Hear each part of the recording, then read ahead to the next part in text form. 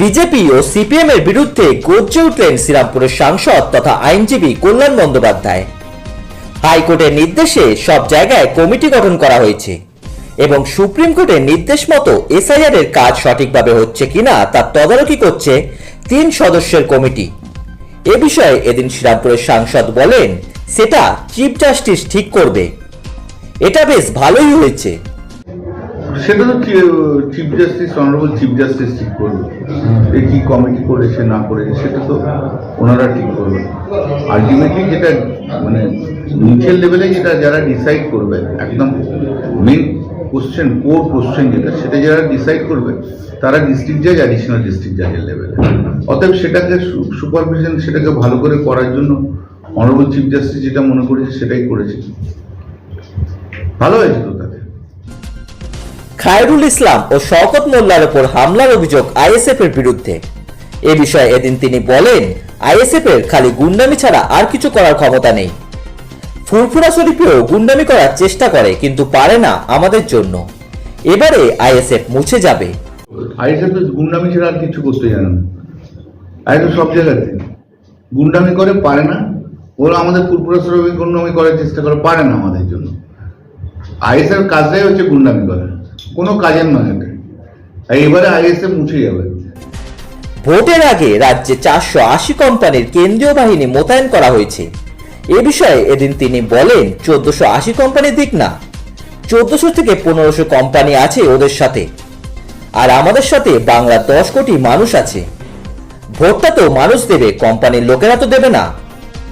এখন সবাই বুঝে গেছে সুপ্রিম কোর্টের কথাই শেষ কথা। তৃণমূল ছাড়া বিজেপিকে কেউ হারাতে পারবে না। 1480 কোম্পানি দিক না, ওদের ওই 1400-1500 কোম্পানি আছে ওদের সঙ্গে, আর বাংলার 10 কোটি মানুষ আছে আমাদের সঙ্গে। তাতেও কিছু করতে পারবে না। কি করবে? ভোটটা তো মানুষ দেবে, ভোটটা তো আর কোম্পানি লোকেরা দেবে না। আর এখন সবাই তো বুঝে গেছে যে সুপ্রিম কোর্টই লাস্ট কথা বলে, সে কোম্পানিও বুঝবে। এদিন সিপিএম এর বিরুদ্ধে কথা বলতে গিয়ে তিনি মোহাম্মদ সেলিমকে এক হাত নেন। তিনি বলেন, সেলিম সিপিএম পার্টিটাকে নষ্ট করে দিচ্ছে। ওর মতো অহংকারী আর দাম্ভিক মানুষ আমি আর একটাও দেখিনি। কাউকে মানতেই চায় না। মীনাক্ষীকে বেশি প্রায়োরিটি দিতে গিয়ে ও সবকিছু হারিয়ে ফেলেছে। মীনাক্ষী মুখার্জি যদি উত্তরপাড়া থেকে লড়াই করে তাহলে ওকে হারিয়ে ভূত করে দেব। সেলিমের কাছে প্রায়োরিটি হচ্ছে মীনাক্ষী, আর কেউ না। যার জন্য সিপিএম এর অনেক তরুণ নেতা নেত্রীরা দল থেকে সরে যাচ্ছে। পার্টি করতে গেলে সবাইকে নিয়ে চলতে হয়। মোহাম্মদ সেলিম সিপিএম পার্টিটাকে নষ্ট করবে। ওদের এই রাজ্য সম্পাদন কি করেছে না, ওর মধ্যে একটা উন্নাসিক অহংকারী মানুষ আমি জীবন দেখিনি। ওরা একদিকে মীনাক্ষী, আর একদিকে গোটা তৃণমূল সিপিএম এর সব যুবরা রয়েছে। তো মীনাক্ষীকে এত প্রায়োরিটি দিতে যে ও সবকিছু হারিয়ে ফেলেছে। কিন্তু আমি মনে করি সেলিমের মতো উন্নাসিক দাম্ভিক লোক যতদিন সিপিএম এ এরকম একটা জায়গায় থাকবে, সিপিএম এর আরো অনেক বেশি অবক্ষয় আছে।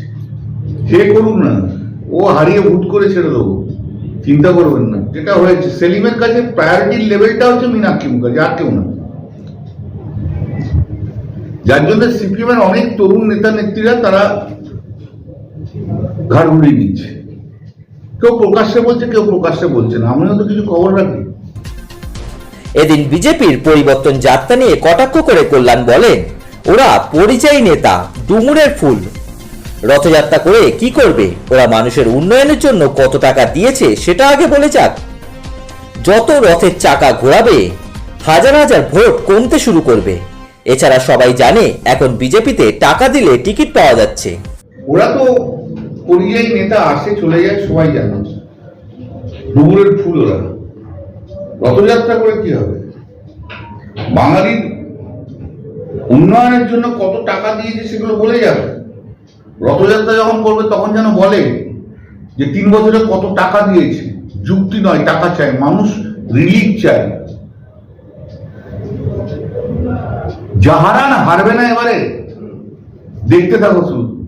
যত আসবে তত হারবে, যত আসবে তত হারবে। যত রথের চাকা গড়াবে তত হাজার হাজার ভোট কমতে আরম্ভ করবে। সব তো 2 নম্বরই লোকগুলো আসছে, আবার কি আছে? আর সবাই জানে বিজেপিতে এখন টাকা দিলে টিকিট পাওয়া যাচ্ছে, রক্ত করুক আর যাই করুক।